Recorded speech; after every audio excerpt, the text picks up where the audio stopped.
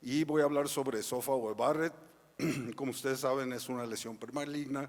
con un elevado riesgo de desarrollar adenocarcinoma del esófago. El adenocarcinoma es el segundo cáncer más letal en los Estados Unidos y tristemente la sobrevida en las mejores manos a 5 años es del 21%, de tal manera que en Estados Unidos existen más de 16,000 defunciones anuales por esto. El diagnóstico de displasia es un diagnóstico subjetivo, impreciso hasta cierto punto, con alta incertidumbre y, como sabemos, con alta variabilidad interobservador. Por ejemplo, la displasia de bajo grado, durante biopsias en vigilancia o en seguimiento endoscópico, con frecuencia posteriormente son degradadas. En caso de indefinido para displasia no existe un consenso bien establecido en las guías sobre su manejo, y en la displasia, el esófago Barrett no displásico, que es el 90% de los casos, afortunadamente hasta cierto punto, es un riesgo difícil de estratificar quienes van a evolucionar hacia displasia de alto grado o hacia adenocarcinoma. Lo bueno es que en la actualidad es tratable con las terapias endoscópicas de erradicación, de tal manera que se puede lograr una erradicación completa de la metaplasia intestinal hasta en el 78%, de la displasia en el 91%, y pues como ya comentamos es el factor de riesgo muy bien reconocido, pacientes con enfermedad por reflujo de larga evolución,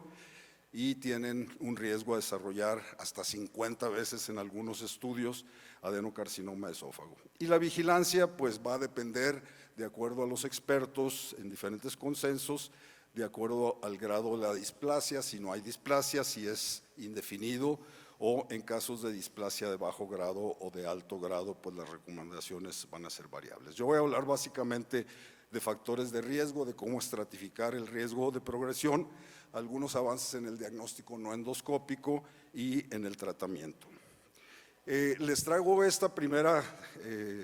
trabajo debido a la alta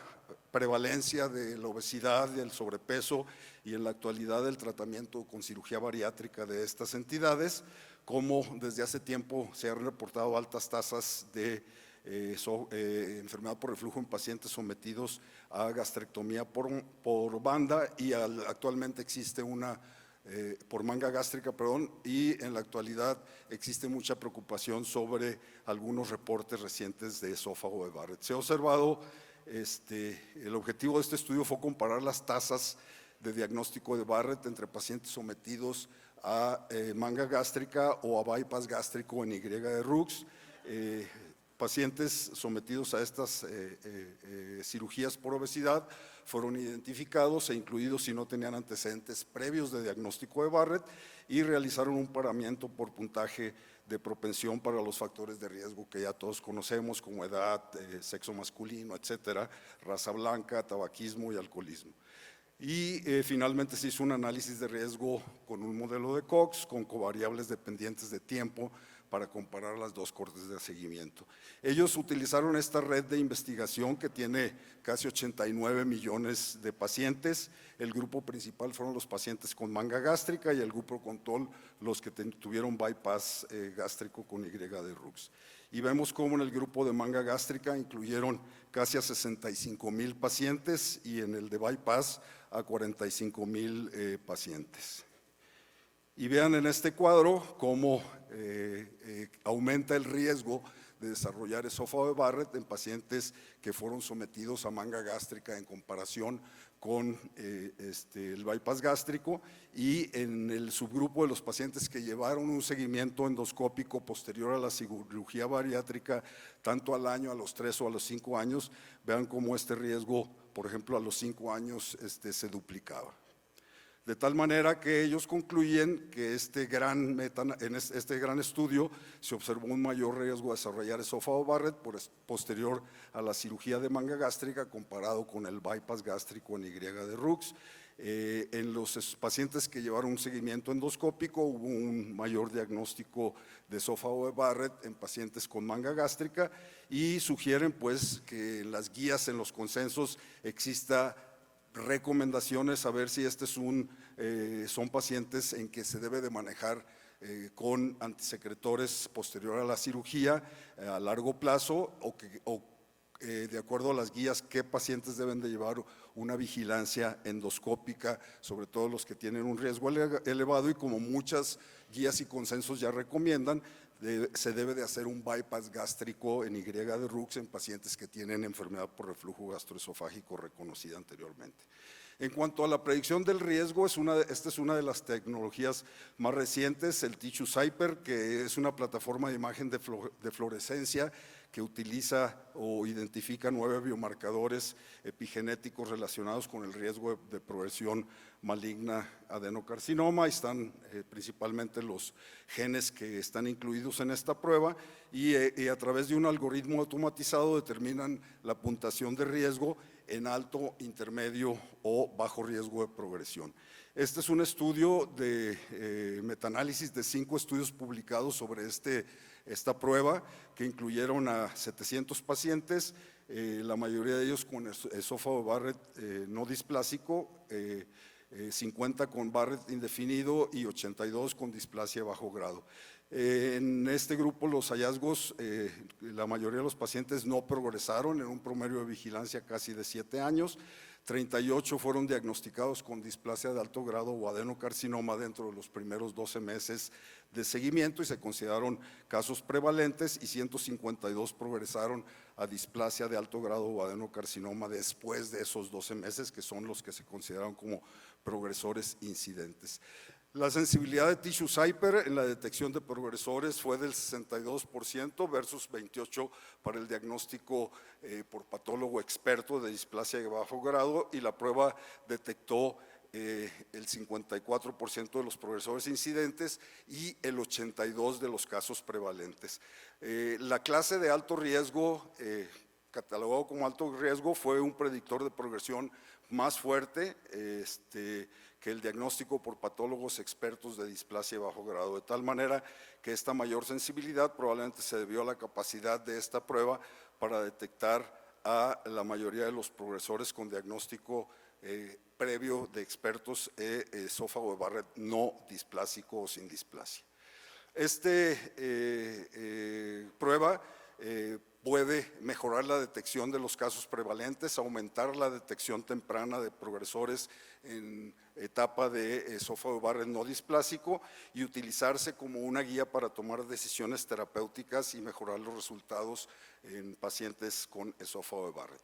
Esta otra prueba llamada EsoPredict, esta fue realizada en Estados Unidos, en Baltimore, en la Universidad de Johns Hopkins, y básicamente usa 4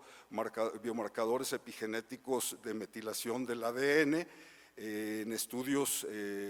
que habían hecho tanto en la Universidad de Johns Hopkins como por el laboratorio que comercializa esta prueba. Habían sido ya validados en más de 500 pacientes en Johns Hopkins y 335 por el laboratorio. Y es como un complemento a la clasificación de displasia que utiliza pues, las biopsias de tejidos fijados en formalina, incluidos en parafina y obtenidos durante la vigilancia endoscópica. Ellos dan un score que llaman ESOScore, que lo dividen en bajo, intermedio favorable, intermedio desfavorable o alto, y obviamente pues la ventaja de esto es que los pacientes que están en esos score bajo puede ser útil para extender los intervalos de vigilancia, y viceversa, los que están en intermedio desfavorable o en alto son pacientes que pueden ser seleccionados más rápidamente a tratamiento endoscópico o a una vigilancia mucho más estrecha. La otra tecnología que ya hemos hablado de ella, recientemente ya fue aprobada por la FDA, es la conocida como Watts 3D, que es una plataforma de diagnóstico que utiliza muestras de cepillado con un cepillo especial que produce una abrasión más fuerte y más profunda comparado con los cepillos tradicionales para citología, y se utiliza un análisis que se llama análisis de profundidad de campo extendido e inteligencia artificial para mejorar la detección de displasia. Esto básicamente son 2 cepillos los que se mandan a este centro donde se procesan las muestras, uno de ellos con tinción de Papa Nicolau, y se introduce pues a esta red neuronal de inteligencia artificial. Además, otra laminilla se manda directamente al patólogo, y como ustedes pueden ver, las imágenes que capta esta red neuronal de inteligencia artificial son imágenes pues que son enviadas específicamente donde existe la alta sospecha de displasia o de neoplasia en esta tecnología, y son enviadas al patólogo. Y la otra cepillo se tiñe con hematoxilina y eosina, y además otra laminilla con inmunistoquímica, de tal manera que el patólogo recibe toda esta información para poder dar un diagnóstico final. Este es un estudio que sí se realizó entre patólogos expertos que no estaban familiarizados con esta prueba, y el objetivo fue evaluar la variabilidad entre ellos en el diagnóstico asociado a neoplasia o a displasia en esófago de Barrett. Estos 5 patólogos consiguieron en el diagnóstico final en el 88% de los casos, de tal manera que el valor de capa para el peor diagnóstico global fue de 0.93, o sea, un excelente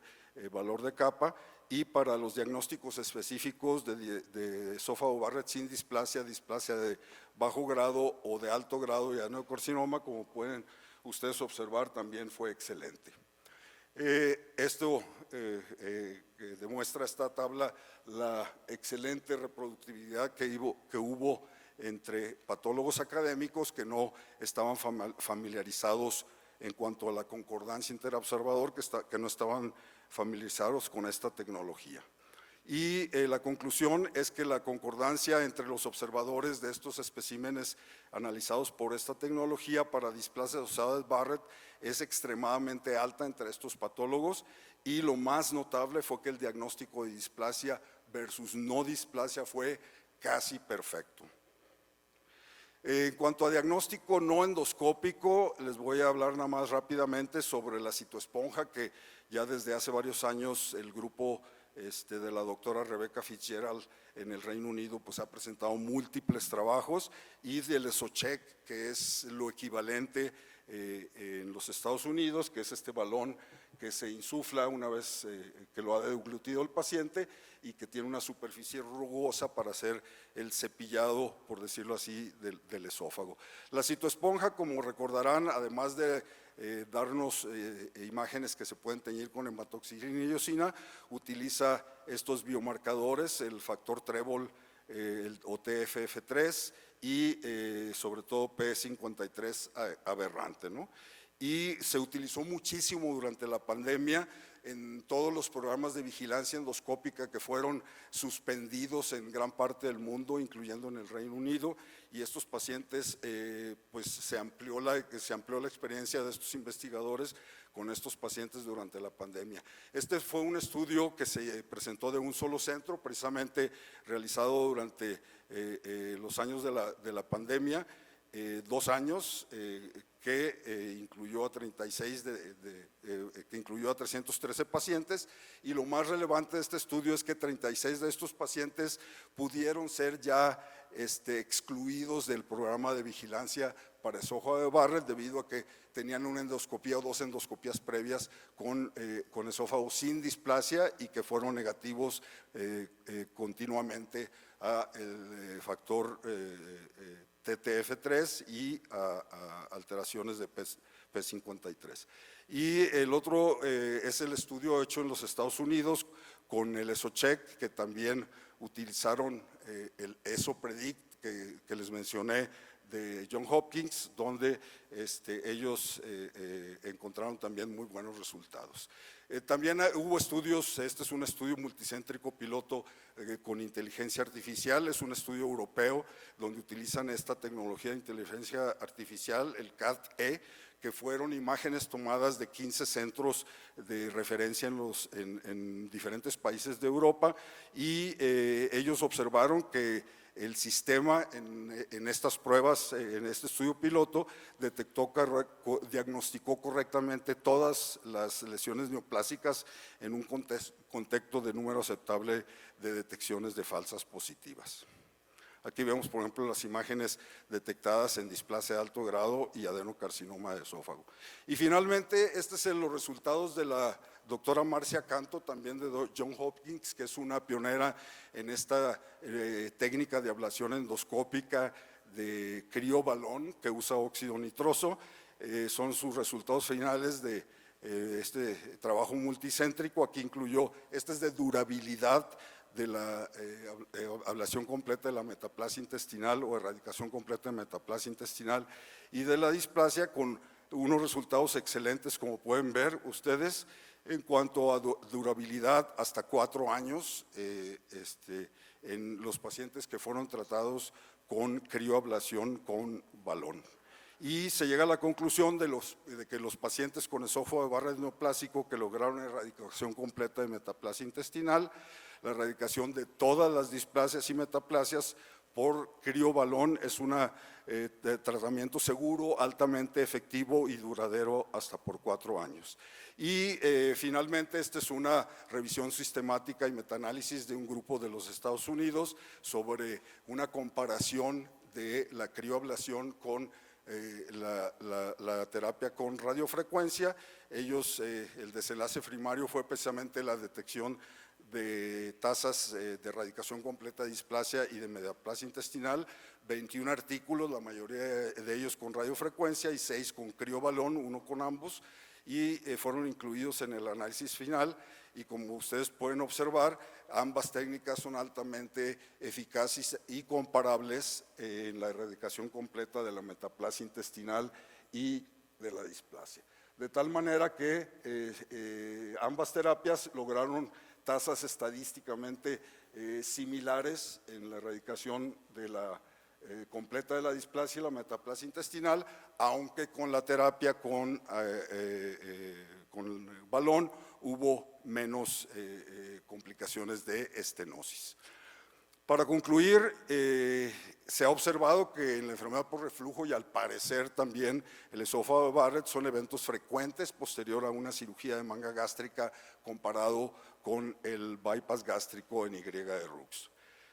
Las plataformas de TissueCypher, de Watts 3D y los biomarcadores de metilación como el ESO-Predict de Johns Hopkins son herramientas diagnósticas que pueden ayudar a predecir el riesgo de progresión neoplásica del esófago de Barrett. La citoesponja y el ESOCheck son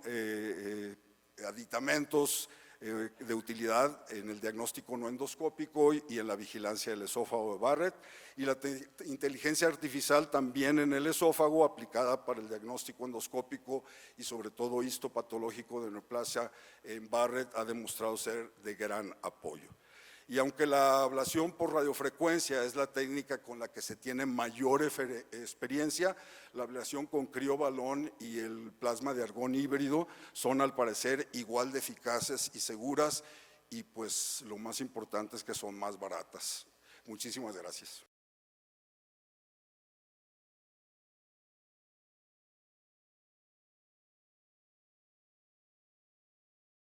Bueno, dentro de los trabajos que me parecieron interesantes en cuanto a la revisión, primero que nada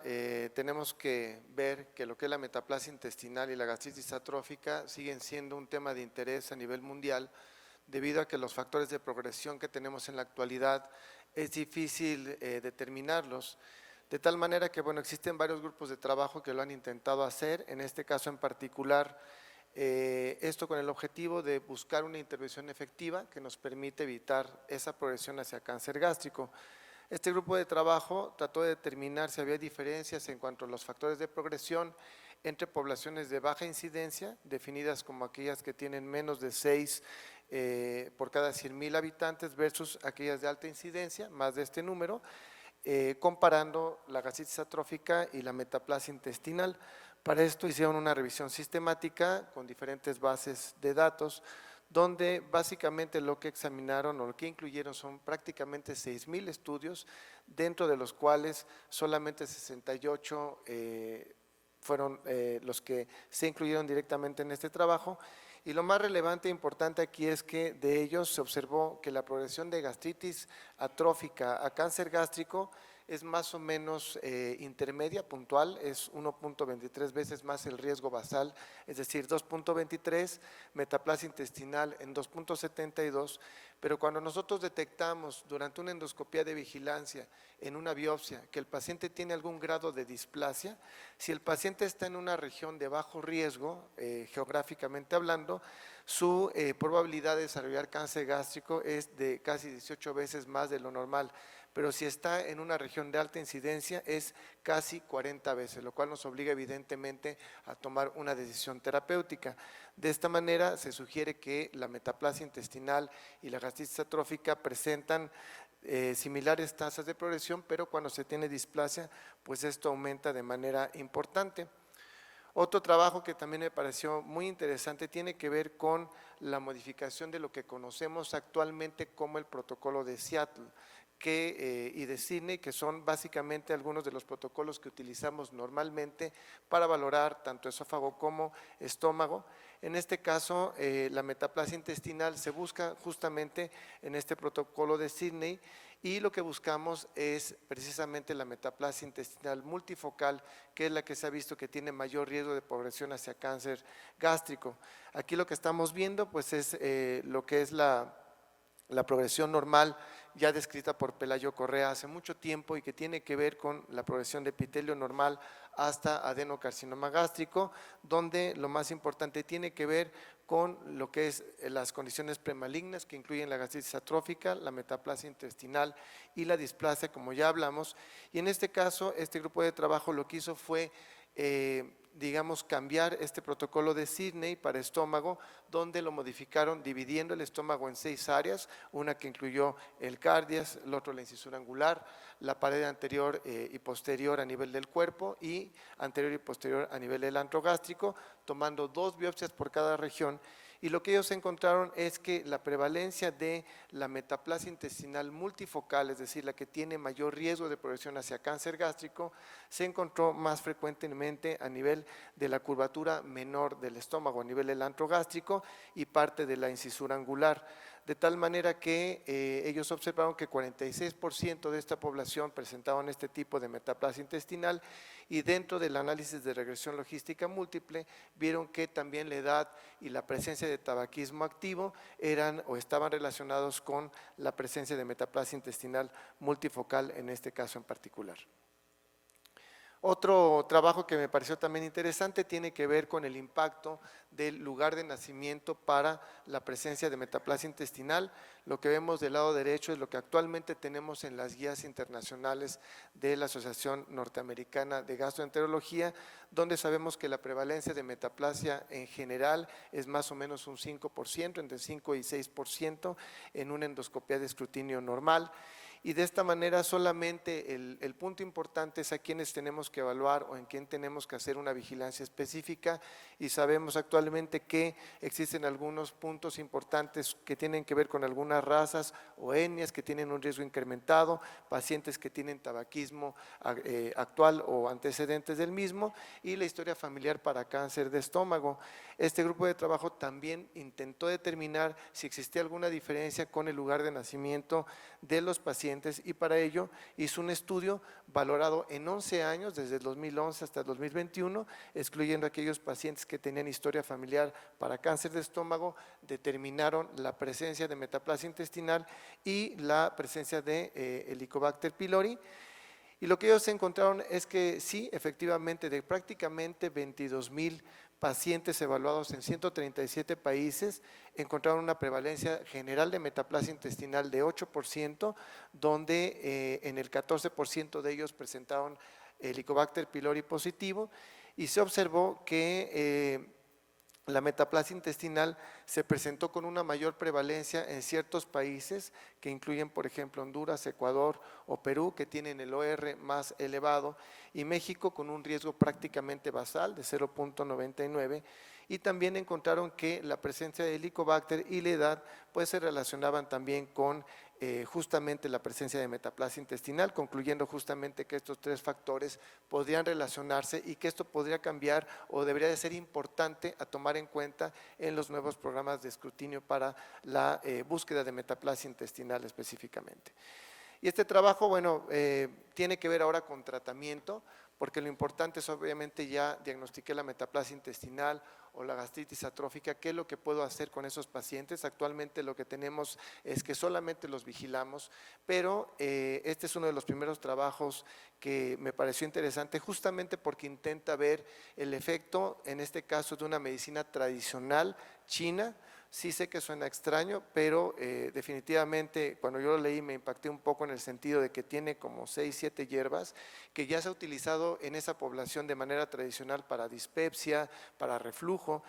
Y este grupo de trabajo hizo un ensayo clínico controlado, lo comparó contra placebo y su objetivo fue valorar si esta medicina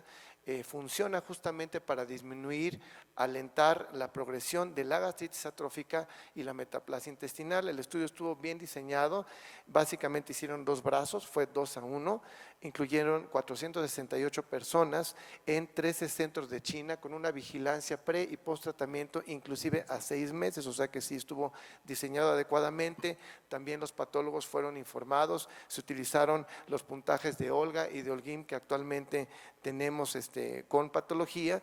Y lo que se pudo observar es que de estos 347 pacientes que finalmente fueron incluidos, 231 para el brazo de esta medicina BDX y 115 para el grupo placebo, se pudo ver que los puntajes de mejora fueron importantes. En el grupo BDX, antes del tratamiento, la mayoría de los pacientes tenían un puntaje más o menos de 50% de 0 puntos, o sea, no tanta gastritis atrófica, pero después de esto, el puntaje de menos atrofia aumentó y el puntaje más alto disminuyó, de tal manera que significa, en términos prácticos, que después de 6 meses de tratamiento parece que disminuyó la atrofia gástrica a nivel del cuerpo y también esto sucedió en la incisura angular, que son las 2 regiones más importantes donde existe la mayor incidencia de cáncer gástrico. Por lo tanto, se concluye que bueno, esto puede funcionar para la gastritis atrófica. Lo mismo sucedió para la metaplasia intestinal y esto confirmado en una disminución en los puntajes patológicos. De tal forma que este es uno de los primeros trabajos que intenta evaluar este componente herbolario, donde si bien no detiene o no elimina o no disminuye este tipo de condiciones premalignas, por lo menos parece funcionar de alguna manera para poder disminuir el deterioro histológico que se presenta en estas personas.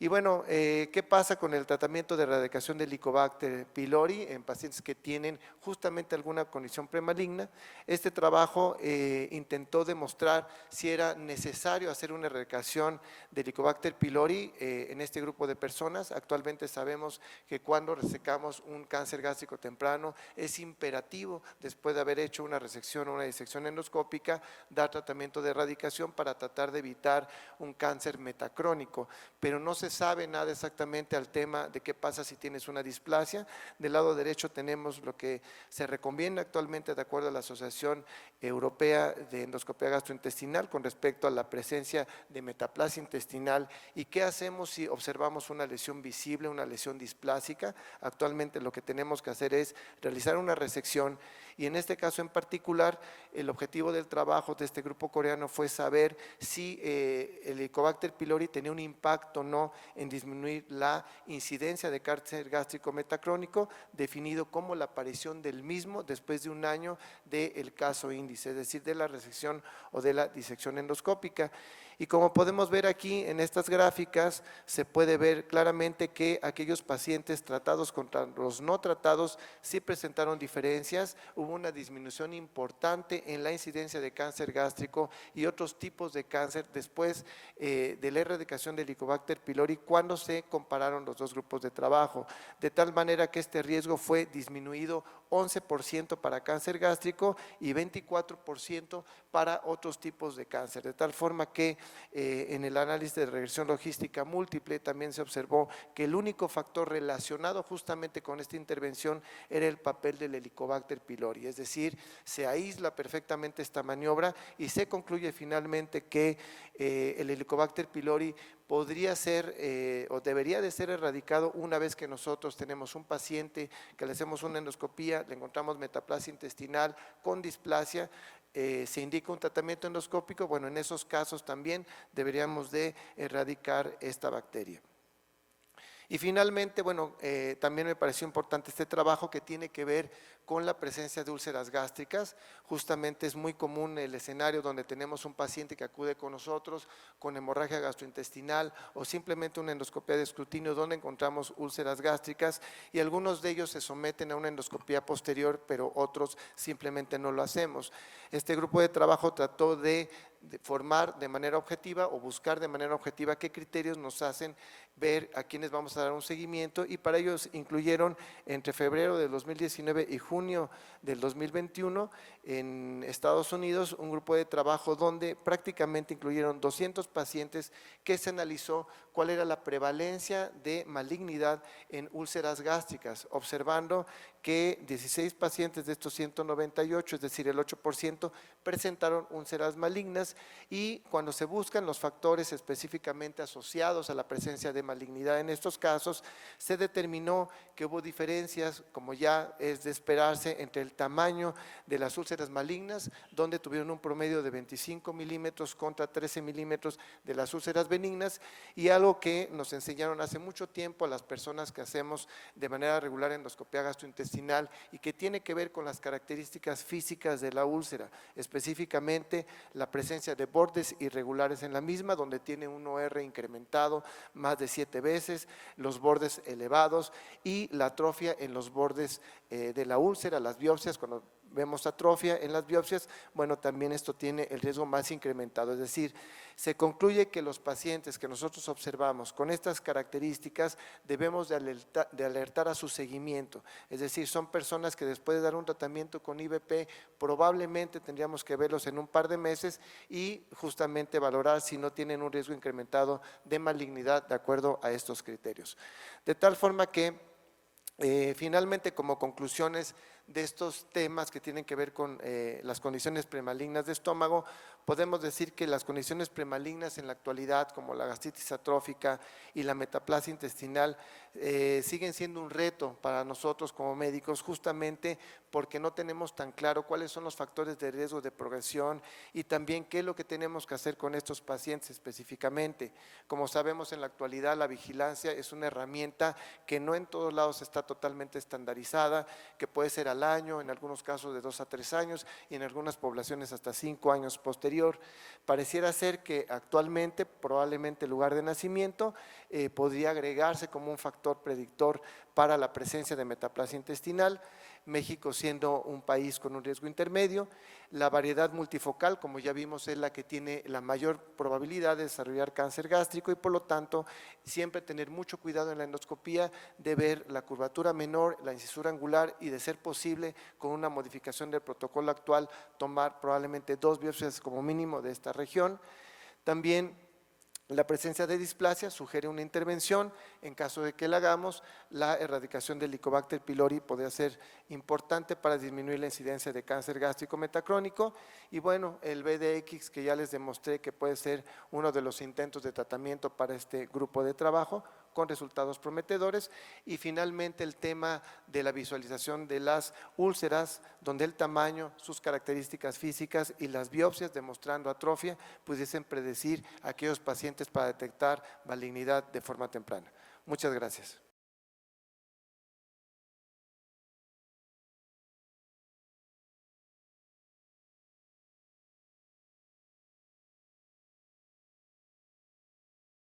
Quiero posicionar cuál es el problema actual del cáncer colorectal en el mundo y en México. En México ocupa el segundo lugar en hombres y el cuarto lugar en mujeres. 15,000 casos nuevos se presentan en nuestro país, se diagnostican en etapas avanzadas y algo tenemos que hacer. La plática o los trabajos que voy a presentarles están en relación a principalmente qué debemos hacer como tamizaje la detección de lesiones como prevención del cáncer colorectal y el manejo de algunas lesiones, que esto va a ser la prevención de este tipo de tumores. El primer estudio que quiero presentarles es un estudio de mi servicio, de mi departamento, que estamos trabajando desde hace 5 años en un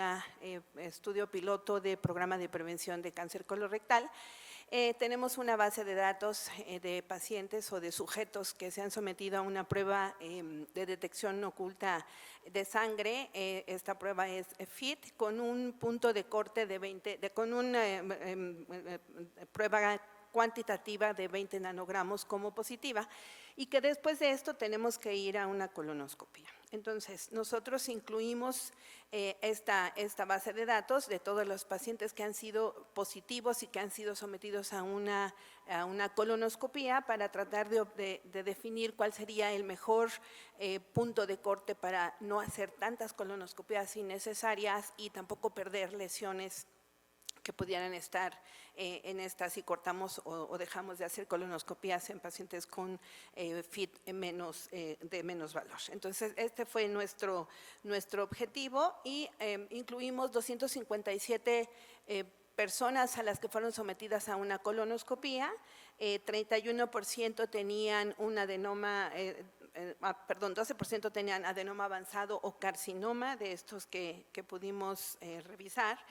Y lo que se observó es ver en diferentes puntos de corte cuáles eran el número necesario de colonoscopias a realizar, el donde no perdíamos lesiones avanzadas, principalmente cáncer, pero que sí podíamos abarcar lesiones o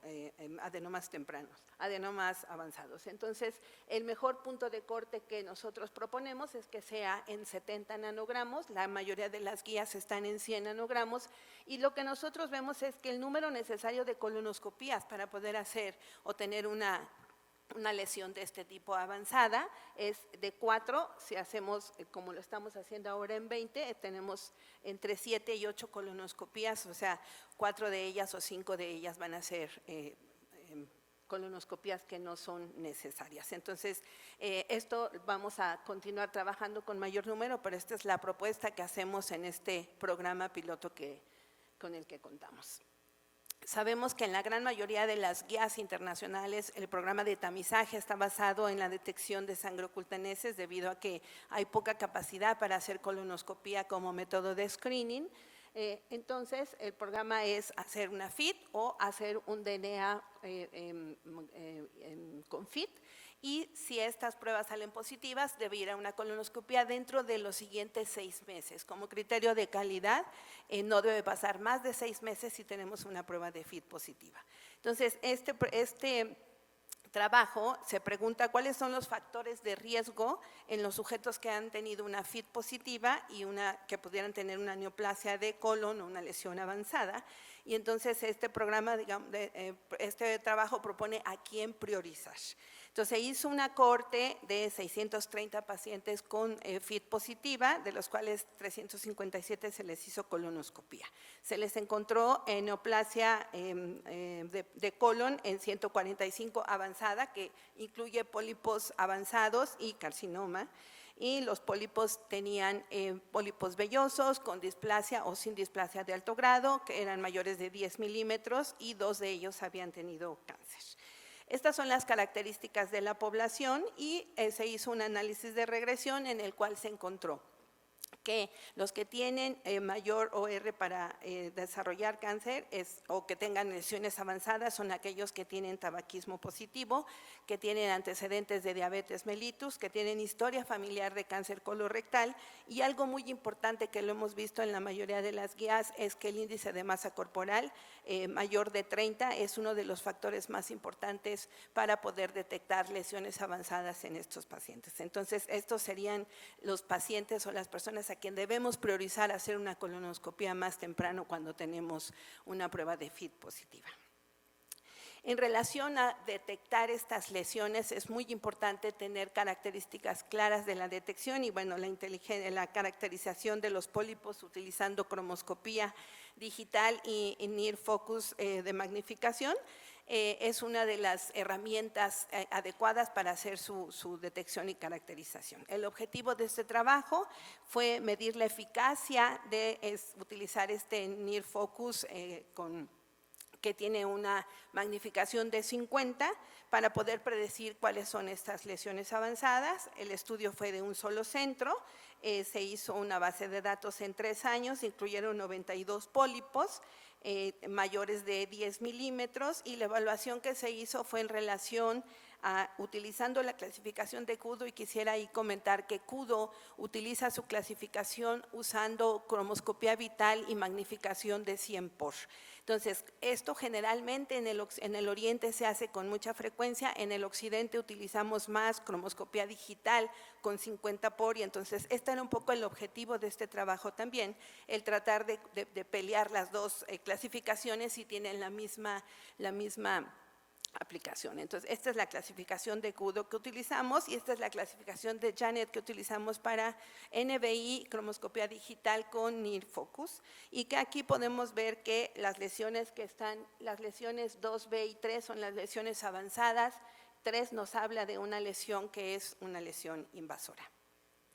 Y lo que se observó aquí entonces fue que estas son las características de los pólipos, la clasificación pólipos de crecimiento lateral, sésiles, pediculados y en diferentes segmentos del colon. Lo que se observó es que la sensibilidad y especificidad y los valores predictivos positivos y negativos de ambas clasificaciones son similares, por tanto podemos utilizar o clasificar Janet en forma regular, igual como hacemos Kudo, y que son similares sus resultados, y esto lo más importante es que nos ayuda a tomar decisiones en cuanto a la resección y en la invasión y la caracterización de estas lesiones. Esto también es importante para los gastroenterólogos y endoscopistas que hacemos colonoscopía, y es el distinguir cuáles de estas lesiones van a tener una invasión a la submucosa y definir su tratamiento y mejorar sus resultados. Estas son las 6 características que propone este trabajo, en la cual a primera vista podemos nosotros identificar. Esto es, si tenemos una lesión con pliegues deformados, si tenemos una hiperemia mayor en el pólipo, una depresión, mucosa en piel de gallina, úlcera o la presencia de hemorragia espontánea. Y este trabajo lo que se hizo fue utilizar videos y presentarlos a los médicos para poder definir estas características. Aquí vemos una lesión deprimida con bordes irregulares, hiperemia y sangrado fácil, lo que llamamos la piel de gallina, que esto nos implica que hay ya invasión de esta lesión hacia alrededor de la mucosa, y obviamente el sangrado espontáneo o la friabilidad. Entonces, se realizó, entonces se mostró primero videos con estas características, se mostraron de forma aleatoria a los participantes y se realizó una maniobra educativa donde se explicó claramente qué eran este tipo de lesiones, se reclasificó y se definió para definir su tratamiento. Lesiones superficiales menores de 1000 micras y lesiones profundas o que invadían a la submucosa mayores de 1000 micras. Fueron 20 pólipos, 191 participantes, 21 países los que participaron, y que lo que se observó es que obviamente después de la maniobra educativa, como lo vemos, en la mayoría de los grupos, estaban en entrenamiento, cirujanos, gastroenterólogos, si habían hecho tratamientos mayores o menores de 50 con mayor experiencia o menor experiencia en colonoscopías, al hacer esta maniobra educativa aumentó la detección, la sensibilidad y la especificidad de detección de estas lesiones y mejorar la toma. Entonces, es reconocer más de 3 hallazgos que predicen una lesión avanzada y profunda, tiene mejor especificidad y sensibilidad para poder detectar que es una lesión avanzada, y este abordaje puede minimizar el retraso en los tratamientos en estas lesiones.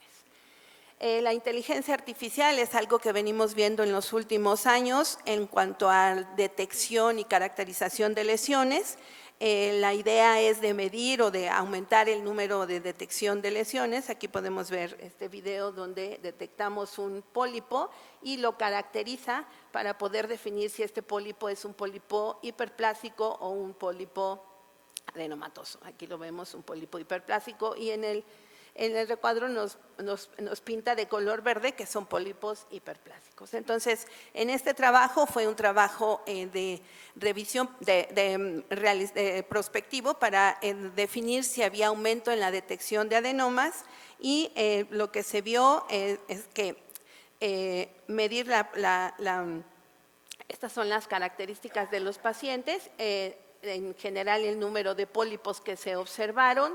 la localización, el tamaño y la localización de los pólipos y sus características, y lo que se observó en este trabajo, que ya lo hemos visto, es que aumenta el número de pólipos en general, adenomas o no adenomas, y lo que se ve propiamente es que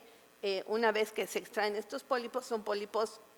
que aumentan en su detección, pero no propiamente los adenomas, sino en general pólipos hiperplásicos o pólipos no adenomatosos. Esto es lo que generalmente se ha visto o lo que hemos visto ya en inteligencia artificial, y bueno, no hay un impacto en la diferencia del número de adenomas detectados, pero sí aumenta el número de pólipos, y el futuro propiamente de la inteligencia artificial va a ser, como ya se comentó ayer, el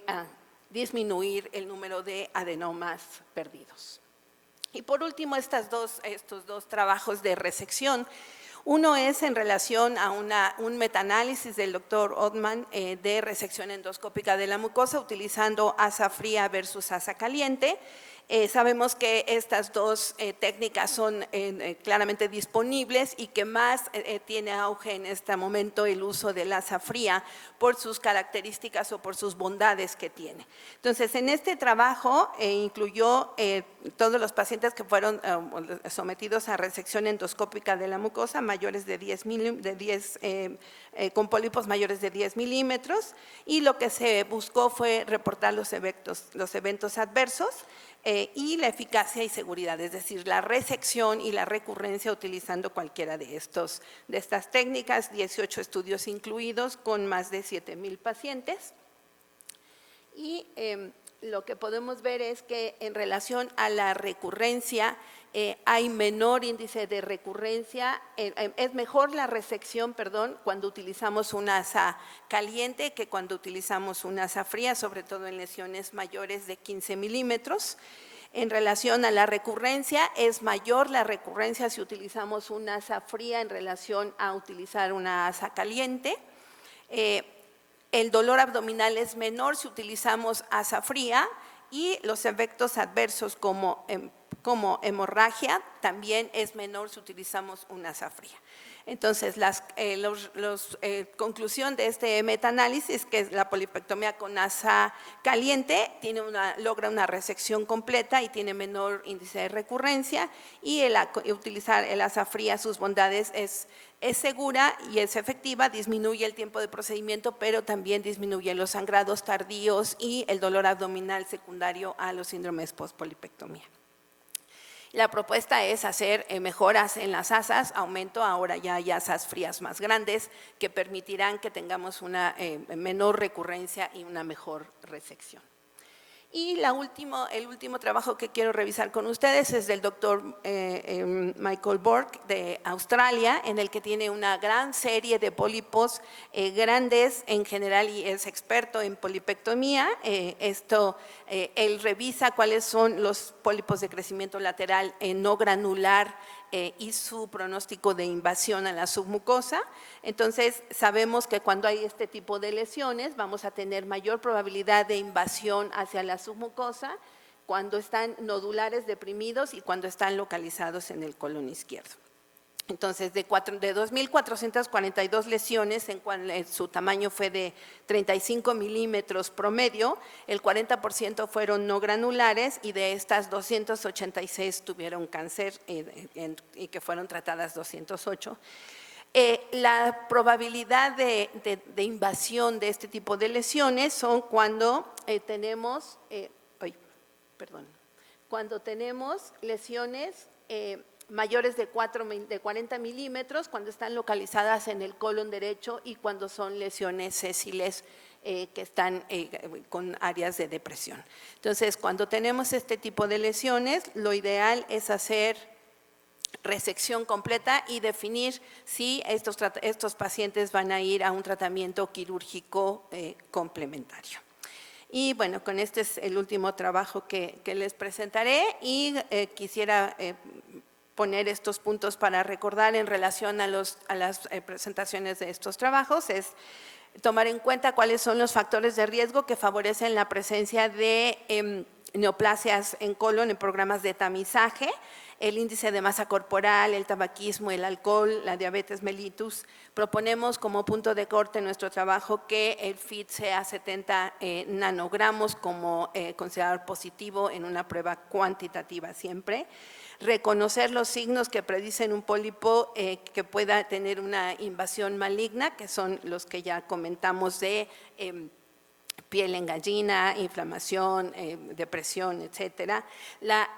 inteligencia artificial aumenta el número de pólipos, pero el futuro va a ser disminuir el número de estos pólipos perdidos. La resección endoscópica de la mucosa es segura y efectiva para este tipo de lesiones, el asa fría versus el asa caliente, aunque tiene algunas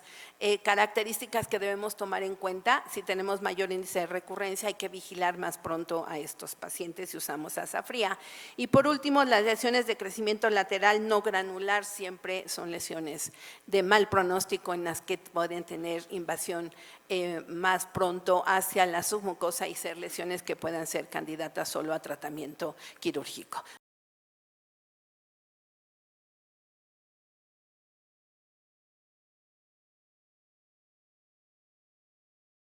Voy a hablar acerca de trabajos presentados de tumores neuroendocrinos del tracto gastrointestinal, presentados en la DDW de Chicago y el Congreso de la Sociedad de Cirugía Oncológica que se presentaron en Boston a principios de este año. Los tumores neuroendocrinos han tenido un incremento muy significativo y esto ha ocurrido en todo el mundo. Esta es una publicación reciente de Inglaterra, donde ustedes pueden ver que es un incremento exponencial en la incidencia de tumores neuroendocrinos. Y el primer trabajo encontraron un cambio porcentual anual promedio de 4.52% anual, sobre todo en pacientes jóvenes comparados con adultos mayores de 55 años de edad, y la diferencia estuvo dada principalmente en las mujeres. Esto no se explicó, aquí se ve en adultos mayores y en mujeres cómo se ve el incremento de estos tumores rectales y no se explica solamente por incremento en el escrutinio. Otra base de datos analizada en la DDW fue la base de datos CIR, conocida por todos ustedes, entre el año 2000 y 2019, ahora del tracto digestivo superior. De los que no son adenocarcinoma, los NET representaron prácticamente la tercera parte y ustedes pueden ver que en realidad no hubo un incremento significativo en los cánceres del tubo digestivo superior. Sin embargo, cuando vemos la gráfica de tumores neuroendocrinos, realmente es exponencial el incremento. De hecho, los autores dicen que el incremento de los tumores del tracto digestivo superior se da principalmente por los NET y por los GIST. Es 2.8 veces mayor el incremento en mujeres y ellos no dan ninguna explicación de la causa. En otros países se presentó también en la DDW un análisis del registro de cáncer de Noruega más amplio desde 1993 hasta el 2021, donde analizan más de 10,000 pacientes con tumores neuroendocrinos y 13,000 carcinomas neuroendocrinos, donde ustedes pueden ver el escandaloso incremento en porcentual en la incidencia de tumores neuroendocrinos, por ejemplo en páncreas 388% entre este periodo de tiempo, intestino delgado 302%, no hubo un cambio en carcinomas neuroendocrinos en global. Sin embargo, en tracto gastrointestinal sí se incrementaron en un 212%. Esto en lo que se refiere a incidencia. En cuanto a prevalencia, el incremento es prácticamente de 1000%, y esto se debe también en los avances en el tratamiento de estas neoplasias. Pasando a lo que es el tratamiento, se presentaron algunos trabajos en relación al tratamiento endoscópico. Son trabajos en realidad con pocos números. Un trabajo del Hospital de Toronto con 155 NET, de los cuales son 108 gástricos y 47 duodenales pequeños. Ellos hablan de manejo endoscópico con resección endoscópica de la mucosa, la mayoría, y la minoría con disección endoscópica de la submucosa. Tienen como complicaciones 9 perforaciones, todas se manejaron endoscópicamente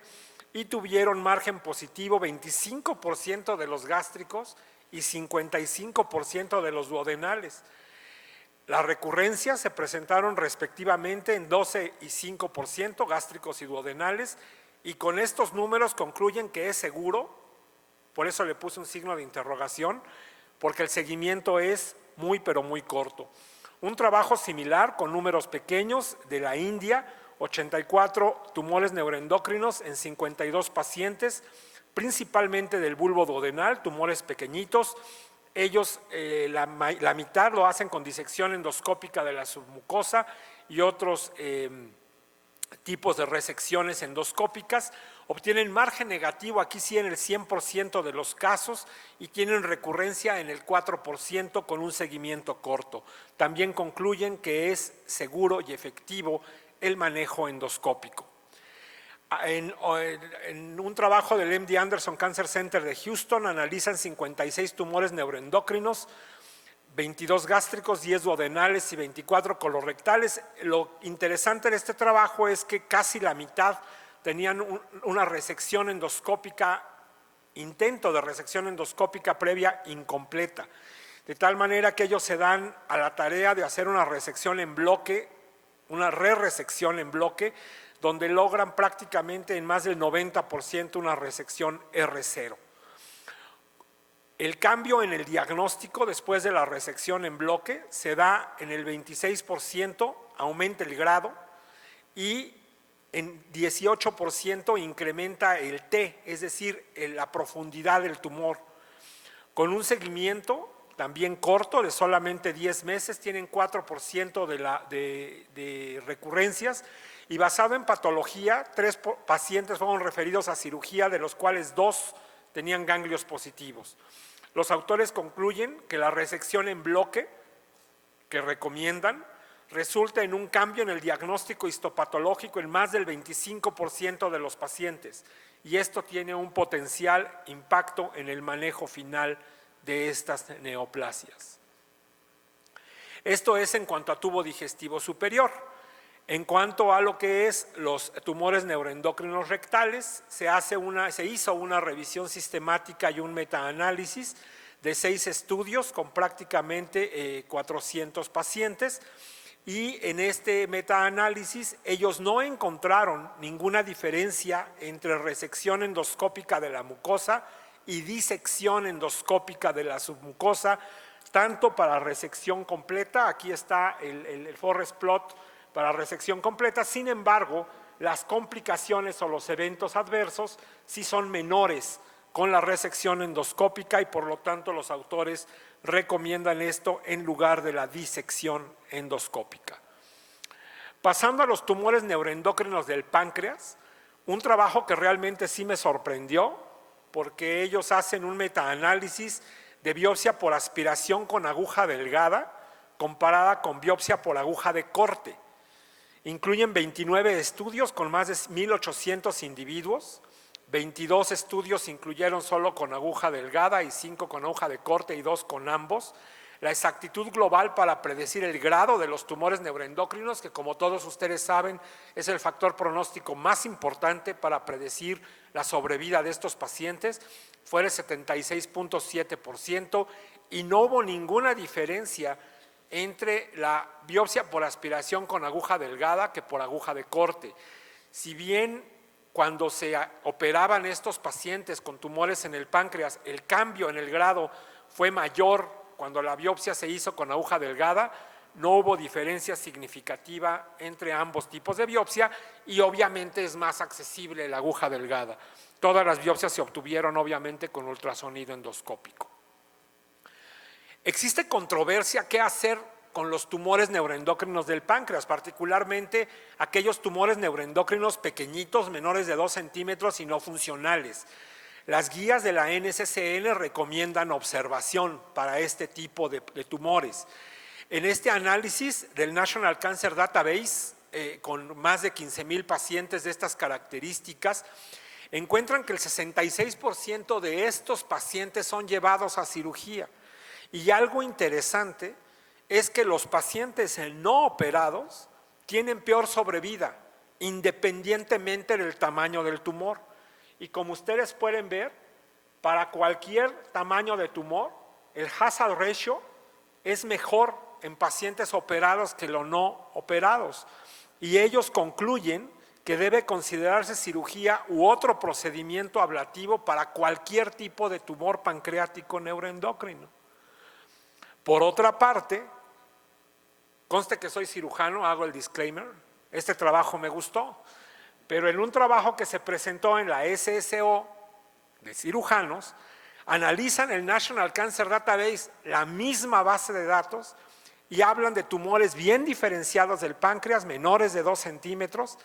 y ellos encuentran que la tasa de resecciones ha permanecido estable entre el 2004 y el 2011, pero que de 2012 a 2019 ha habido una reducción en la tasa de resecciones y no ha incrementado la mortalidad por tumores neuroendocrinos. Entonces, ellos tienen exactamente la conclusión opuesta. Este grupo, que además son cirujanos, dicen que además la mortalidad quirúrgica es entre 1 y a 90 días de 1.7%, con reingresos al hospital del 10%, de tal manera que hay que seguir las guías. Tumores bien diferenciados, menores de 2 centímetros, se pueden observar. Aquí tenemos esta controversia con el análisis de la misma base de datos. Existen que no solamente la cirugía es una opción para este tipo de tumores pequeñitos, y les presento estos dos estudios, uno italiano, que es la ablación por radiofrecuencia. La ablación por radiofrecuencia se ha establecido como una posibilidad. Vean ustedes, eventos adversos, 12.9%, eficacia a los que completaron 6 meses de seguimiento por arriba del 90% y concluyen que es un tratamiento seguro y muy eficaz. Son series pequeñitas, un estudio de Malasia, todavía más pequeñita la serie, pero con éxito técnico del 100%, eventos adversos del 4.3%, éxito en insulinomas del 100% y una tasa de recurrencia baja. La ablación con radiofrecuencia se está posicionando como una posibilidad de tratamiento para este grupo de pacientes. Pasando a lo que es el tratamiento de la enfermedad metastásica, sabemos que los tumores neuroendocrinos bien diferenciados se benefician de la resección del tratamiento de las metástasis, y aquí la controversia es si el tratamiento del tumor primario mejora la sobrevida. En este análisis del Hospital Cedar Sinaí de Los Ángeles encuentran que la resección del tumor primario mejora tanto la sobrevida libre de progresión como la sobrevida global de los pacientes, independiente del tratamiento de las metástasis. Por otro lado, en aquellos pacientes que tienen tumores de alto grado, se había considerado que solamente son candidatos a tratamiento paliativo con quimioterapia y que la cirugía no jugaba papel. En este análisis de la Universidad de Luisiana encuentran que aquellos pacientes en quienes se logra una citorreducción en hígado mayor del 70% tiene un impacto significativo en la sobrevida, aún en aquellos tumores de alto grado, si bien obviamente el alto grado, como dije, es el principal factor adverso en la sobrevida. Y también en la SSO se presentó este trabajo del Registro de Cáncer de California, tumores de alto grado metastásicos, donde también la resección o ablación debe considerarse en tumores gastroenteropancreáticos de alto grado en pacientes seleccionados. Termino con 2 trabajos de biología molecular, que es pues, lo de hoy. En este trabajo del MD Anderson Cancer Center de Houston, presentado en la SSO, se busca hacer un análisis transcripcional para buscar marcadores tumorales para identificar estos tumores en biopsias líquidas, y se busca la expresión de diferentes tipos de marcadores, y aquí antígenos testiculares e interleucinas se encontraron como útiles y asociados a sobrevida en casos de tumores neuroendocrinos. Entonces hay aparentemente un papel de la respuesta inmune en el pronóstico de estos pacientes. Y finalmente, este otro trabajo de la clínica Mayo, marcadores metilados de DNA de plasma libre para detectar neoplasias, se encuentra con resultados promisorios para detectar tumores neuroendocrinos pancreáticos metastásicos con una sensibilidad de 85% para estadio 4 y 57% para otros estadios. Son apenas estudios pilotos, pero que tienen resultados promisorios. En conclusión, hay un incremento muy significativo de los tumores neuroendocrinos gastrointestinales, particularmente en mujeres jóvenes, no se conoce la causa. El tratamiento endoscópico, la resección endoscópica es más segura que la disección endoscópica de la submucosa. El impacto de la resección R0, se requieren más estudios a largo plazo, ya que cuando vi un estudio en la DDW que decía largo plazo son 48 meses sin recurrencia en 40 pacientes, perdón, pero en oncología no es largo plazo. La controversia en manejo de tumores neuroendocrinos pancreáticos menores de 2 centímetros. Ablación con radiofrecuencia se está posicionando como una alternativa en tumores neuroendocrinos del páncreas pequeños. Es útil la resección del primario en bien diferenciados de intestino delgado metastásicos y la citorreducción de la enfermedad metastásica aún en alto grado. Probable papel de la inmunidad en el pronóstico de los tumores neuroendocrinos, y es promisoria su detección mediante marcadores metilados de DNA plasmático. Aquí les presento la imagen de probablemente el hombre más icónico que falleció por un tumor neuroendocrino en el páncreas. Muchas gracias por su atención.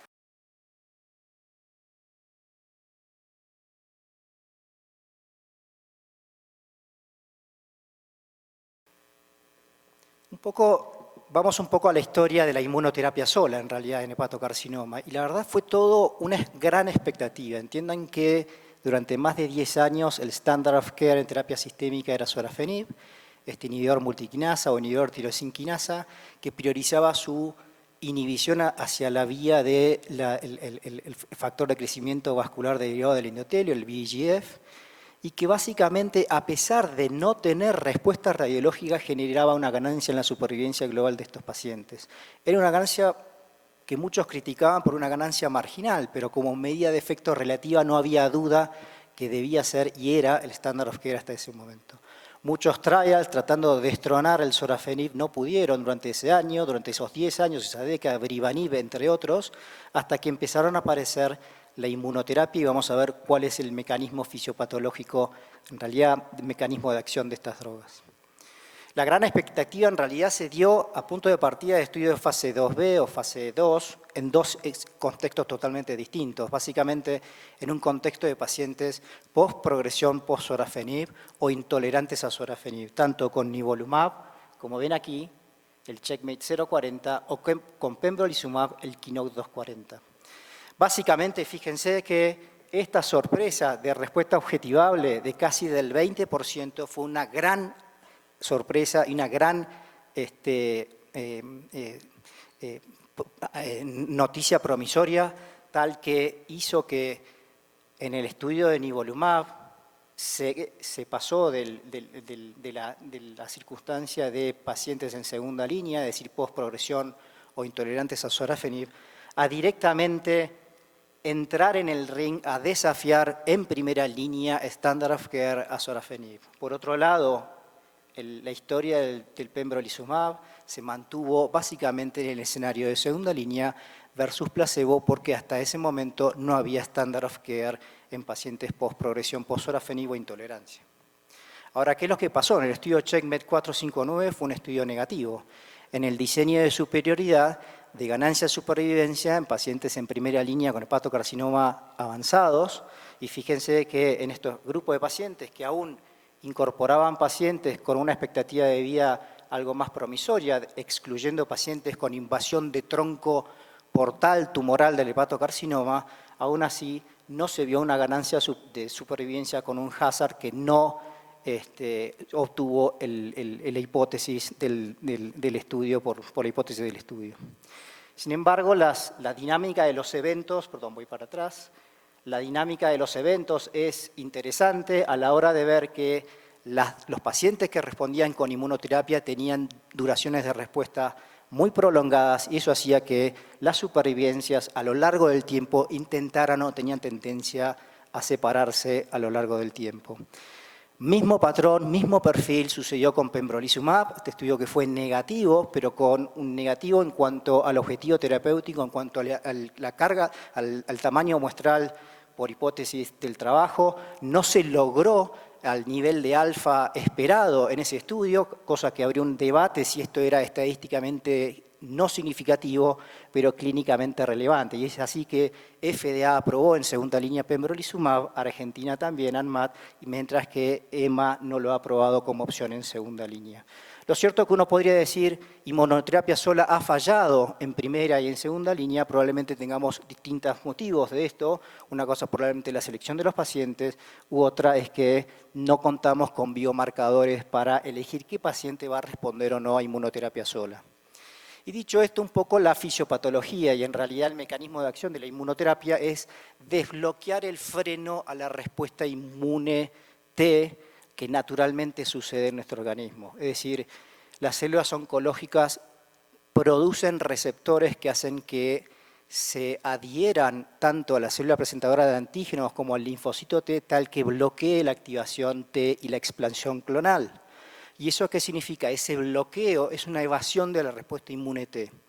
La inmunoterapia, los famosos inhibidores checkpoint, pero hay otros fármacos que están en desarrollo, desbloquean ese bloqueo, tal que se active básicamente la activación T y la respuesta celular T a las células oncológicas. En general son anticuerpos monoclonales de subtipo IgG4, como anti-PD1 hacia la célula T o célula presentadora de antígeno, o anti-PDL1 sobre la célula neoplásica, o otra molécula coestimuladora o coinhibitoria, en realidad anti-CTLA4. ¿Qué es lo que pasó? Venimos de esa falla de la inmunoterapia sola y en realidad lo que se vio es que todos los inhibidores de tirosina o multiquinasa que estaban en desarrollo en realidad tenían un efecto isquémico predominante sobre el bloqueo anti-VEGF, sino que el bloqueo anti-VEGF además se acompañaba de otros cambios que favorecían un cambio estructural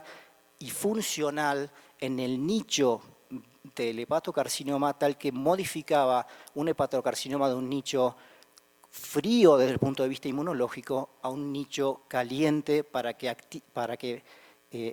mejore la respuesta sinérgica con los anti-PD1 o anti-PDL1 o anti-CTLA4. ¿Cuáles fueron estas modificaciones que se vieron en realidad? Y básicamente la normalización de la vasculatura permitía mayor adherencia celular y por otro lado un patrón básicamente proinmunológico que salía de ese estado de inmune exhausto de tumores fríos. Tal es así que el primer estudio que fue eficaz y tuvo superioridad en primera línea respecto a sorafenib fue la combinación de un anti-PDL1, atezolizumab, junto a un anti-VEGF, un anticuerpo monoclonal, el bevacizumab, en dosis de 15 miligramos kilo. El estudio fue un estudio de fase 3, randomizado, aleatorizado, controlado con sorafenib, de diseño abierto, que enroló pacientes BCLC-B progresados o BCLC-C con función hepática preservada, para lo que ustedes conozcan Child A, con o sin hipertensión portal, de cualquier factor etiológico, excepto la coinfección virus C y virus B, y excepto enfermedades autoinmunes activas. Se estratificó por región, básicamente por una cuestión etiológica, se estratificó por performance status, por presencia de invasión vascular, tumoral o enfermedad extrahepática y presencia de alfa-fetoproteína mayor o igual a 400, que claramente es un factor pronóstico basal.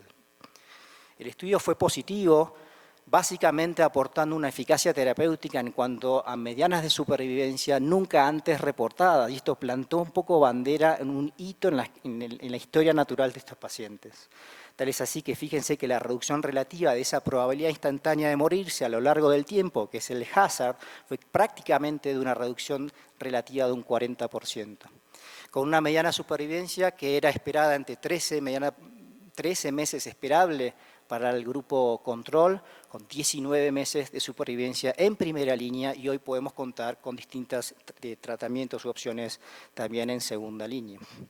También un beneficio terapéutico en sobrevía libre de progresión se demostró con la combinación de atezolizumab y bevacizumab versus sorafenib. Este fue el estudio, en realidad, la tabla 1 de la población randomizada, en los cuales se pueden ver que no hubo diferencias en las variables pronósticas basales, en el factor etiológico, en la proporción de pacientes con alfa-fetoproteína mayor de 400 y en pacientes más graves, entre comillas, con mayor enfermedad extrahepática metastásica o invasión vascular tumoral. La combinación de atezolizumab y bevacizumab fue eficaz a lo largo de todos los análisis por subgrupo, tanto en categorías de peor pronóstico basal o de mejor pronóstico basal, tanto por edad, etiología, estado clínico de Barcelona, alfa-fetoproteína, enfermedad extrahepática o invasión vascular tumoral. Por otro lado, y esto llevó una gran controversia, una gran discusión en los últimos años, que me voy a ir deteniendo en las próximas diapositivas, es que se observó que el hazard o la probabilidad instantánea de morirse se desplazaba a una tendencia no respuesta o no un beneficio terapéutico real en una etiología no viral, que es una bolsa de gato. Para nosotros los hepatólogos hablar de etiología no viral, podemos estar hablando de etiología de hígado graso no alcohólico, de etiología de hepatopatía alcohólica, enfermedad metabólica por el trastorno del metabolismo del hierro, etcétera, etcétera. Pero bueno, se empezó a discutir qué era esa etiología no viral agrupada, en la cual se vio que no habría una mejora en una respuesta en cuanto a sobrevida global de la combinación, pero esto fue todo una discusión a posteriori. Como vimos, tampoco no hubo una mejor respuesta en pacientes que expresaban PDL1 mayor del 1% en tejido tumoral, como en otros tumores, y esto se repitió en otros escenarios de inmunoterapia en hepatocarcinoma, y sí claramente en pacientes de alto riesgo con invasión vascular o enfermedad extrahepática si hubo un beneficio terapéutico. Y lo mismo pasó en sobrevida libre de progresión en el análisis por subgrupos. Tal es así que el año pasado sí los invito a leer un poco, a actualizarse como gastroenterólogos en cuál es el manejo general de pacientes con hepatocarcinoma y acompañar a estos pacientes, a sus pacientes, en todo el manejo terapéutico y toma de decisiones en la historia natural de este cáncer. Básicamente, la gran modificación, les diría que hubo tres muy grandes modificaciones en el BCLC, es la incorporación de los modelos de selección de trasplante hepático a través de modelos compuestos que incorporan alfa-fetoproteína. La segunda incorporación es la gran subdivisión de 3 subgrupos pronósticos en el estadio intermedio, como ven aquí, en los cuales en la extrema izquierda o extrema derecha de ustedes, perdón, voy para atrás, se subdividió un patrón infiltrativo difuso o enfermedad extensa bilobar, tal que hace que son pacientes que tienen en estadio intermedio, pero con enfermedad oncológica localmente avanzada, tal es así que no son candidatos de inicio a terapias locorregionales, sino más bien a terapia sistémica de inicio. Y tal es así también el estadio BCLC, que todos ustedes conocen, de tratamiento sistémico. Ahora bien, estas recomendaciones quizá no son aplicables a Latinoamérica, ya que la gran mayoría de los ensayos clínicos que hoy se vienen en opciones en primera línea futuras o post-atezolizumab, bevacizumab, Latinoamérica está excluido de la posibilidad de incorporar nuestros pacientes a ensayos clínicos y por lo tanto tenemos que manejarnos con lo que tenemos, con lo que está aprobado por entidades regulatorias nacionales o locales. En ese sentido, en Argentina nosotros no tenemos aprobado hoy como opción en primera línea aún durvalumab y tremelimumab, que es la primera combinación de inmunoterapia pura anti-CTLA4 con anti-PDL1, que demostró beneficio terapéutico, pero vamos a ir desglosándolo punto por punto. Lo más importante resaltarles es que en general el 80% de los pacientes probablemente con indicación de terapia sistémica probablemente sean candidatos a recibir atezolizumab, bevacizumab y como opciones a primera línea inhibidores de tirosinquinasa antiguas primeras líneas como sorafenib o lenvatinib. Lo más importante es resaltar que el paciente tiene que tener un adecuado performance status, que el paciente tiene que tener un adecuado perfil de comorbilidades, sobre todo a la tolerabilidad del bevacizumab, tiene que además tener preservación de función hepática, este concepto general más clínico, excluyendo el tema de scores ALBI, GRADE, Child-Pugh o MELD, que en realidad no deben cambiar o reemplazar nuestra función de interpretación clínica. La presencia o no de hipertensión portal clínicamente significativa, que es muy importante, y la valoración pre-inicio y post o pre-inmediato en cada ciclo terapéutico. Tal es así que la edad, la etiología, la función hepática, la presencia de hipertensión portal, enfermedades inmunoactivas, el riesgo de sangrado, la hipertensión no controlada y si el paciente tiene o no ha tenido un trasplante de órgano sólido previo son claramente determinantes a la hora de elegir qué paciente va o no a recibir inmunoterapia en primera línea. Lamentablemente no tenemos biomarcadores predictivos de respuesta, es decir, biomarcadores que nos permitan elegir qué paciente va a ser respondedor o va a tener un mejor beneficio terapéutico con la combinación con inmunoterapia sola o combinada, excepto la alfa-fetoproteína mayor de 400 en el escenario de segunda línea con el tratamiento con ramucirumab.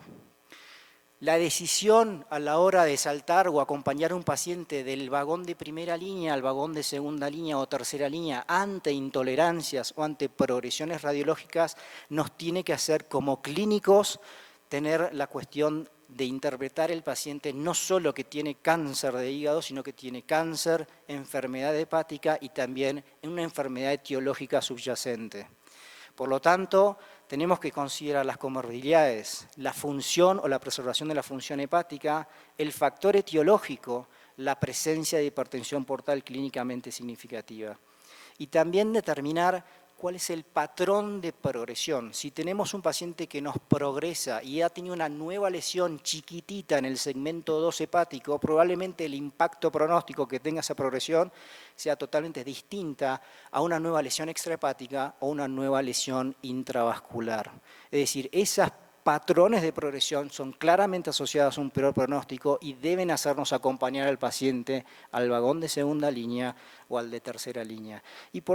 finalmente también discutir con el paciente cuáles son los eventos adversos esperables, cuál es la probabilidad de eventos adversos, cuál es la probabilidad de manejo de eventos adversos, en función de su calidad de vida y su expectativa de decremento o no de calidad de vida. Y esto nos debe hacer acompañar que el paciente, la toma de decisiones sea en conjunto y no una dirección del médico hacia el paciente, sino que la decisión sea en conjunto con una sociedad médico-paciente. Ustedes son expertos en esto. La verdad que como hepatólogo les diría que hemos armado mucho lío con todo esto del tema del riesgo de sangrado con bevacizumab post el estudio IMbrave 150. Y un poco he visto mucho como hepatólogos han mezclado cosas y previo al inicio de atezobeva, un paciente que venía en profilaxis primaria adecuadamente tratado con beta bloqueantes se switchea a erradicación endoscópica con bandas. Eso no solo lo expone a un paciente a tener riesgo de sangrado por escaras y bloquearle el acceso a terapia sistémica o demorarle el acceso a terapia sistémica, embarrar la cancha, sino que además exponerlo a un riesgo de descompensación de la función hepática. Por otro lado, la demora que generan estos cambios de no adecuación a lo que dice el Babeno 6 o Babeno 7 hace que hagamos cosas que no debiéramos hacer. Como pacientes de alto riesgo sabemos que los pacientes que han sangrado por varices esofagogástricas en los últimos 6 meses son los peores pacientes para tratar con bevacizumab. Y también alto riesgo de sangrado con inhibidores de tirosinquinasa, sorafenib o lenvatinib, y esto lo tenemos que tener presente. Varices esofágicas con signos de riesgo, signos inminentes de sangrado como signos rojos, varices esofágicas grandes, Child-Pugh-C, pero estos pacientes no deben ser tratados con terapia sistémica. Los pacientes de bajo riesgo son aquellos pacientes que ya tienen, ustedes ya le han erradicado las varices de forma completa o que están con profilaxis primaria adecuada, beta bloqueantes o erradicación endoscópica. Y en el intermedio están aquellos pacientes que tienen trombosis tumoral o no tumoral del tronco de la vena porta, que hayan tenido una erradicación reciente y un sangrado varicial previo pero lejano. Por lo tanto, el riesgo de bevacizumab de sangrado es mayor que inhibidores de tirosina quinasa, sorafenib, probablemente sí, pero que esto nos demanda a nosotros a manejar de acuerdo a lo recomendado por Baveno 7 y no empezar a hacer cuestiones que cambien y pongan en riesgo a un paciente de sangrado por escaras, de demora en el acceso a terapia sistémica, etcétera, etcétera. La otra connotación o gran discusión que se armó un poco en el último año y medio es esta cuestión de la etiología no viral. Esta bolsa de gato de etiología no viral, como patólogo digo, ojo, porque etiología no viral lo más prevalente probablemente sea NASH, pero también muy prevalente es etiología alcohólica. Y a veces ASH y NASH van de la mano y diferenciar ASH de NASH es una cuestión muy fina y en estudios retrospectivos es prácticamente imposible diferenciarlos.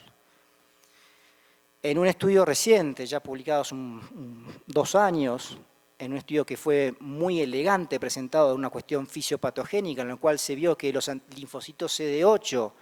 por vía mecanística fisiopatogénica, inicialmente activados en NASH, no solo eran inmunoexhaustos, sino que además generaban daño y progresión en enfermedad hepática grasa no alcohólica y además promovían el desarrollo de hepatocarcinoma. Una explicación causal a por qué quizá esa menor respuesta observada en este metaanálisis, en el cual en la combinación de resultados ponderados o esta medida de efecto resumen del estudio de nivolumab, pembrolizumab y atezolizumab con bevacizumab, se vio que no había una direccionalidad manifiesta de la medida de efecto resumen. Y por otro lado, cuando se hizo un análisis por subgrupos en el estudio IMbrave 150,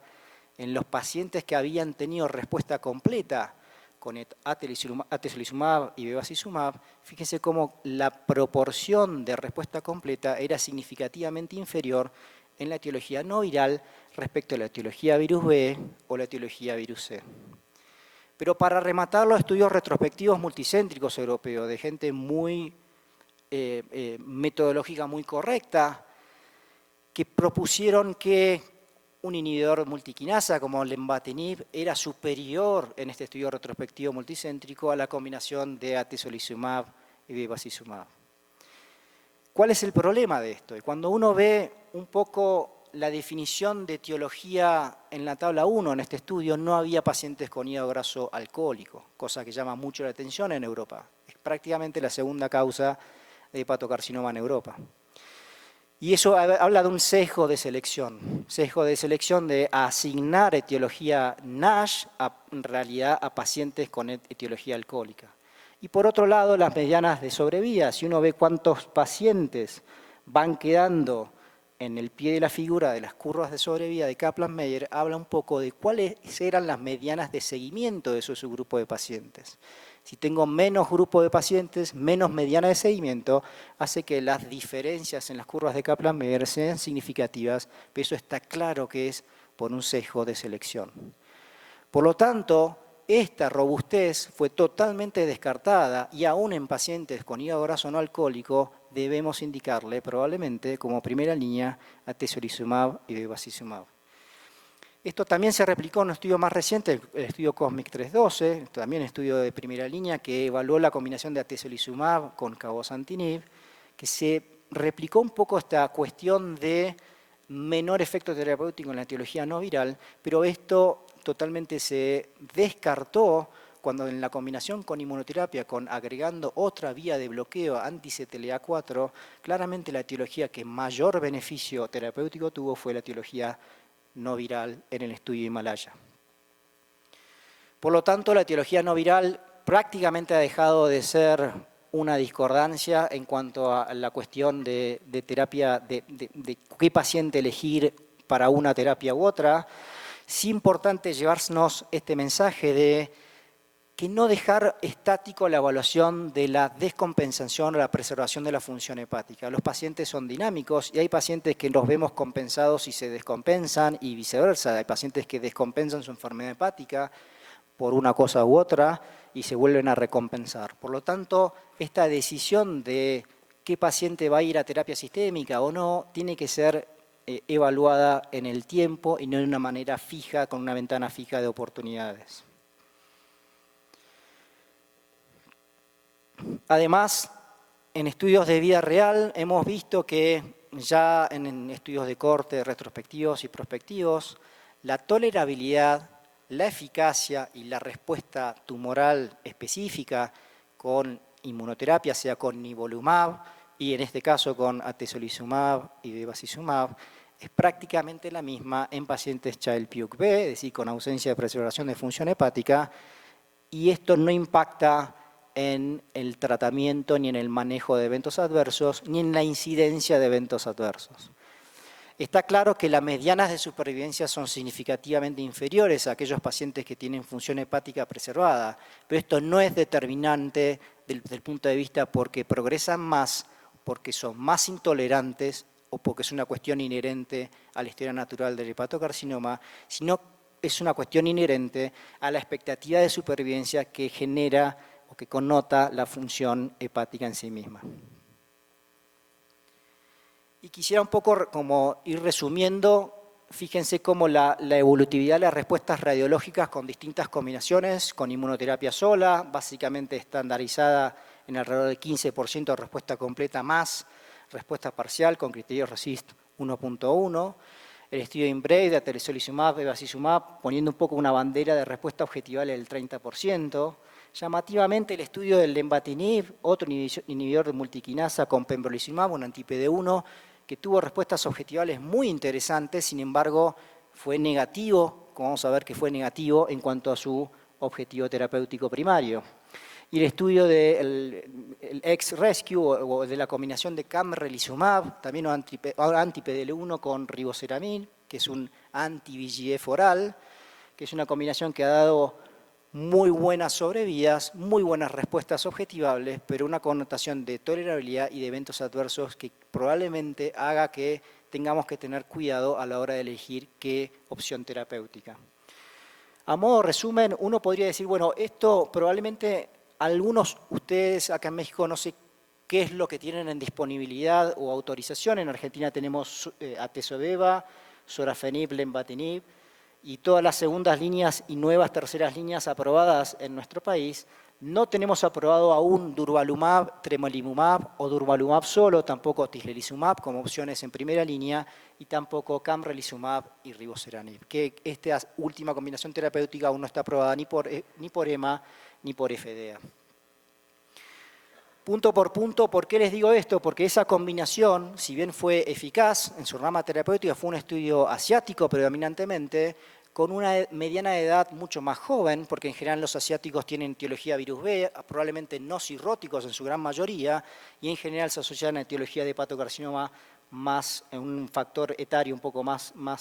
jóvenes. Y como ven ahí, fíjense que el 83% correspondió a Asia, con un performance status 1 un poco más deteriorado, ¿sí? Y la etiología virus B en su gran mayoría. Lo que es más importante cuando uno ve cuál es la población elegible, qué población se eligió en cada ensayo clínico, uno debe ser cuál es el perfil pronóstico de los pacientes elegibles o que restringieron en los criterios de elegibilidad. Y me quiero detener un poquito en lo que es invasión de tronco portal tumoral como variable pronóstica. Como ven aquí, el estudio Himalaya y el estudio LIP2 excluyeron esta población y por lo tanto las medianas de supervivencia no son comparables a través de estudios, porque claramente esos estudios probablemente estén inflados las medianas de supervivencia incluso en las ramas controles. A modo de resumen, el estudio IMBRAVE fue de superioridad con esta medida de efecto. El estudio Himalaya también demostró superioridad de la rama STRIDE, durvalumab, tremelimumab versus sorafenib. El estudio Cosmic Trek 12 lamentablemente falló en la combinación de atezolizumab y cabozantinib contra sorafenib. El estudio de camrelizumab rivaroxabanib versus sorafenib demostró eficacia terapéutica, y el estudio del lenvatinib pembrolizumab versus lenvatinib más placebo, que fue el único estudio doble ciego en el diseño de estos ensayos clínicos, lamentablemente no tuvo un beneficio terapéutico. Pero fíjense las medianas de supervivencias de la rama control, que no son comparables, básicamente porque la prevalencia de pacientes con enfermedad vascular tumoral era inferior al 20%. Y una cosa que vino a una gran paradoja en la interpretación de estos ensayos clínicos es que en términos generales, me podrán corregir los oncólogos en general, pero en oncología clínica, sobrevida global en ausencia de sobrevida libre de progresión es raro de ver. Habitualmente se ve ganancia en sobrevida libre de progresión y a veces con o sin ganancia en sobrevida global. Idealmente el objetivo primario debe ser ganancia en sobrevida global. El estudio Himalaya no demostró una superioridad o un beneficio terapéutico en sobrevida libre de progresión, pero sí en una sobrevida libre, una sobrevida global. Y por otro lado, ¿cuál es la expectativa de eventos adversos que se nos van a venir en el manejo terapéutico de nuestros pacientes? Es que va a haber una determinada proporción de pacientes que va a desarrollar eventos adversos inmunomediados con requerimiento de corticoides en altas dosis. Y esto hay que tener en cuenta lo siguiente. El estudio, como les dije, de camrelizumab fue muy tóxico, pero un 20% de pacientes con combinaciones de inmunoterapia pura con anti-CTLA-4 probablemente tengan mayor incidencia de eventos adversos y requerimiento de corticoides. ¿Cuál es la dosis de corticoides? Es toda una discusión. La extrapolación de guías de oncología clínica de 1 o 2 miligramos kilo en cirrótico es toda una carga o sobrecarga mineralocorticoidea que probablemente haga que lo empuje al paciente a la descompensación de la enfermedad hepática y un impacto en la historia natural y en la expectativa de supervivencia. Por lo tanto, yo los invito a leer esta revisión narrativa que es muy interesante de Bruno Sangro, en la cual un poco resume el manejo de eventos adversos inmunomediados. No es otra cosa que medicina interna. El conocimiento de medicina interna, el conocimiento del diagnóstico diferencial de la presentación de enfermedad hepática que puede hacer confundir o un poco embarrar la cancha a la hora de interpretar los eventos adversos inmunomediados. Y finalmente presentarles un poco nuestros resultados en esta cohorte prospectiva latinoamericana, en las cuales fíjense lo que viene pasando. En primera y segunda línea no hay una connotación muy reglada, sino se empieza a hacer lo que se puede a la hora de la toma de decisiones, con una mediana de supervivencia de 16 meses, cosa que es muy buena a la hora de tener un anclaje de una cohorte histórica previa, en la cual no se superaba la mediana de supervivencia de 5 meses previamente. Y fíjense las medianas de supervivencia prácticamente acercándose a lo que sería pacientes en términos de eficacia en ensayos clínicos. Estos son resultados de vida real y también con la secuenciación sorafenib, regorafenib con una mediana de supervivencia de casi 22 meses. Para terminar, espero no haberlos aburrido, un poco acompañarlos a ustedes, un poco incentivarlos a involucrarse en la toma de decisiones de estos pacientes, con el oncólogo, con el hepatólogo o el hepatooncólogo o lo que fuera. Un poco tener la idea de, hoy por hoy, la primera pregunta tenemos que hacer si el paciente es elegible para terapia sistémica, si cumple los criterios de elegibilidad que mencioné anteriormente, si el paciente es candidato a tesoveva, si no tiene una enfermedad inmune activa, si la tiene, entonces las opciones van a ser sorafenib y lenvatinib, si no lo es, si tiene contraindicación a bevacizumab, en todo caso, si no lo tiene, atezoveva, y si tiene contraindicación por hipertensión arterial no controlada, riesgo de sangrado, proteinuria o fístulas o reciente cirugía, en todo caso, durvalumab, tremelimumab, durvalumab o tislelizumab. Y acompañarlos en esto, en generación de equipos multidisciplinarios a la hora de construir y acompañar a nuestros pacientes para evitar que esta cuestión sea puramente de decisión del paciente con cáncer, sino paciente con cáncer, con cirrosis, con enfermedad hepática, con hipertensión portal y con un factor etiológico específico. Muchas gracias.